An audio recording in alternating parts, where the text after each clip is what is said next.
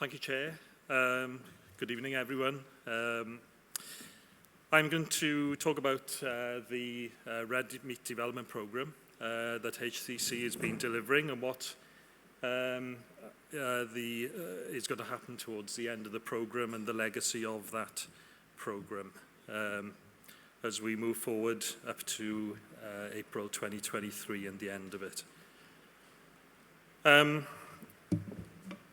In terms of the programme itself, I'd like to start by giving some thanks to all of the partners and participants and beneficiaries that have taken part in this programme, the participating farmers, for making it successful. The support of Welsh Government and European funds, it's been a 9.2 million programme over the last 4 to 5 years. And I also need to acknowledge the various people who have been involved in our steering groups, the chair of the group and the partners involved across the programme. The one thing I'd like to note before I move on is COVID impacted a lot of things. It also impacted the programme. It's a little bit difficult to do lamb taste testing over Teams and Zoom, which everyone has become used to over the last few years. So it's, I can, having been in the job for the grand sum of 2 months, I can't take any of the plaudits for this delivery of the programme. So again, I'd like to point to John Richards at the back of the room and his team, Heather McCalman, at the back for delivering the programme under some quite difficult circumstances. But I would add at the end of that we still are on track to deliver the key performance indicators and deliver the programme in its entirety. I seem to have skipped for some reason. I'll go back. I'm not going to take it as read that everyone in the room knows the underpinnings and the packages of the programme, so I'm just going to spin through the 3 work programmes that we've had. So, starting with the Hill Ram project, the project has evaluated the ability to generate long-term improvements in the Welsh flock, engaging with producers, utilising new DNA technologies to enable performance recording in its extensive hill environment. With Stock Plus, I keep moving on, I don't know why that's happening. Right. With Stock Plus, the project aims to, or has aimed, to assess the impact of proactive health planning strategies in different sheep and beef production systems throughout Wales, and we'll go into this in a little bit more detail as we go through the presentation. Eating Quality Project, with the little fork and the logo on the far right there. That project is aimed to assess supply chain practices and the impact of meat quality variation, and to develop an eating quality blueprint, which will use critical control points in this approach. So, just to start with, now I think we can go on, the Hill Ram scheme. So just to start with this, performance recorded in the sector was limited to around nine farmers dedicated to the concept pre-project. And the Hill Ram scheme has enabled a critical mass of recording through the financial and technical support that's been made available through the RMDP, through the Red Meat Development Programme. Although a key element of the project has been DNA sampling and genotyping for parentage and extensive systems, performance recording using manual methods has also increased through the Hill Ram scheme support that's been made available. A new selection index has been developed for the sector, for the hill sector, to reflect the economic needs and weighting for these systems. A large and unique DNA database has been accrued through the Hill Ram scheme and has opened up the possibility of genomic evaluation in hill sheep in Wales. An innovative and recent initiative for the project, maximising opportunities further. I'll just move on to this slide. Now, this slide has been taken from one of the farms that has been part of the scheme. I apologise for the granularity of the information on the slide, and they will be made available on the website afterwards. But this is just one example of the Hill Ram scheme, illustrating the commercial potential gain from selecting ewes with a Welsh index of above 100. So on the slide just to the left, you've got the 8-week and the scan weight figures for indexed animals. And then on the right, is the value of lambs against the indexes of below 50, 50 to 100, and 100 and above. Again, if it's slightly granular, we'll make these available afterwards. So moving on to the hill ram legacy. The study found that sheep farmers fell into two clear segments, and those who were engaged in and have been engaged in genetic improvement, and really those who have not. And the challenges remain, and this is really a legacy for the project, to bring those who have sat outside of the project and genetic improvement, to really bring them into the fold to engage with this activity and the benefits that come from it. If I move on to the next slide, which is Stock Plus, and this work program within RMDP, following 3 expressions of interest that were put out, 360 farmers have actively engaged with the project. The map shows the geographic range, and we've been keen to reach all parts of Wales through the project across the flock and herds. The aim has been to build on existing health plans and health planning, and keen to stress here that proactive planning is key, not just a plan that's then put on the shelf, so to speak. This has been with a series of the 5 vet visits to tackle farms, bespoke key animal health and production priorities, with the aims, as I said, to keep the planning dynamic moving forward.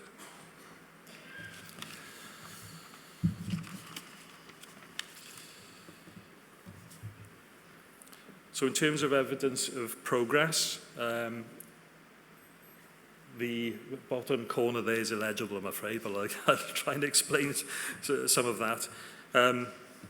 Worm control was one of the top 3 issues highlighted, and questions and information collected identified some of the changes that have been made on farm with the participants. So when stock farmers were asked of worm control changes that they'd undertaken, 54% answered yes to the question, have you changed how you control worms this year compared to the previous year? So those changes have included grazing management, fecal egg counts, drench testing, and Stock Plus farmers who had introduced new or changed wormers, 30% of those respondents either started to use fecal egg counts or had actually increased the number of fecal egg counts that they've undertaken from their previous number. If I move on to slide 8, so these are some of the this is some of the qualitative feedback that we've received through the evaluation and the independent evaluation that's been undertaken for us on the red meat development programme. And Stock Plus, as this project comes to a close and the final vet visits are taking place on farms right now, we seek to review progress and set priorities and recommendations with the action plans with farmers for the coming year. So I'm going to move on to the final work package here, which is the eating quality project that's been undertaken by the team at HCC and partners. So this has taken place across 4 trial areas, and as you can see on the slide, there have been, sorry, stay still please. I'm going to put my hand here so I don't touch the button. So trial 1 has covered breed type, it's covered muscle cut and gender. Trial 2, diet, aging and growth rate. Trial 3, seasonality, gender. I'm really not touching this now. And trial 4, hanging method, muscle cut and packaging. So to go into this in a little bit more detail, some of the results that we have here from this, you can see the consumers have scored loin samples higher than topside samples across all meat-eating quality traits. And trial 2 showed us that muscle cut had an effect on eating and nutritional quality during the trials from the respondents. The majority of loin samples scored favourably for eating quality traits with topside scores within the acceptable mean score of 61 for overall liking, compared with 72 for loin. And this is on a scale of 0 to 100, by the way, in terms of the breadth of the scoring. So slide 11 on trial 2. Here we have lamb samples. This was part of the aging test. So lamb samples were aged for 7, 14 and 21 days. And consumers, as you can see, could taste some difference between... Somebody got a blipper in the audience. I'm sure that somebody's doing this on purpose now. Consumers could taste some difference between different aged meat, and the majority of lamb samples scored favourably, as you can see, for all eating quality traits. I won't run through the scores, but you can see that they scored above the median, as I mentioned earlier.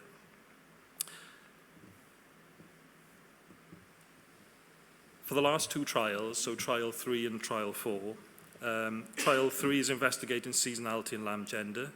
The trial has collected all of the raw data, and data is presently being analysed for nutritional and meat quality results, and these results are due at the end of this year. So we just come into the end of this work package now.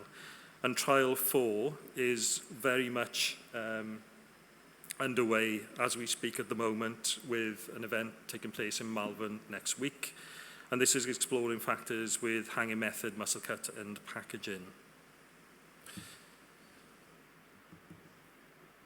What I will say is we get to, with regard to all of those work packages, and as Laura mentioned earlier, everything that's being, all of the information that's been gathered and analysed within these projects is going to be made available to everyone in the supply chain.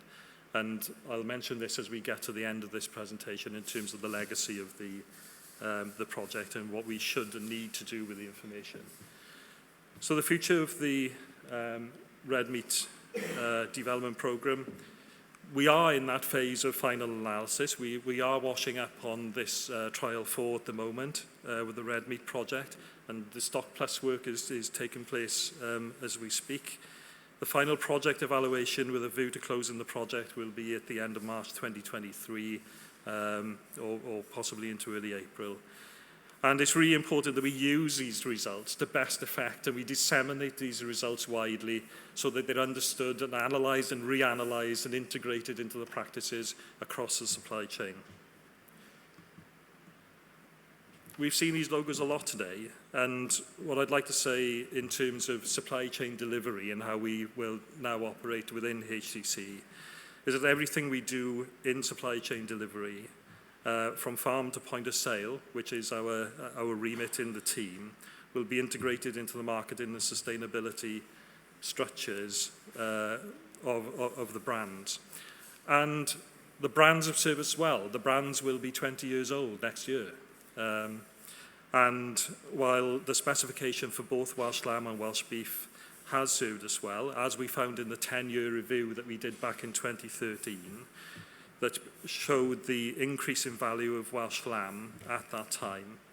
I think as we've heard a lot today, the world has moved on, and we move into a position where sustainability and the ability to verify and validate sustainability is growing in the mind of the consumer, it's growing in the mind of governments, and it's growing in the mind of really everyone throughout the supply chain.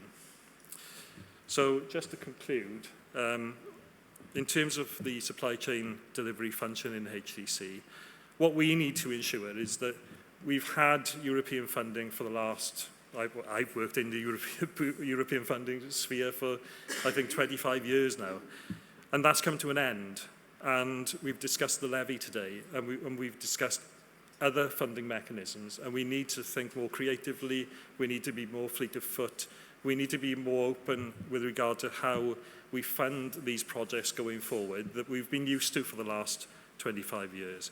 So on that basis, I think that we need to be adaptive, and we need to ensure that what we do in terms of supply chain delivery at HCC is completely relevant to everyone who works in the supply chain and delivers best value for the input that's being made.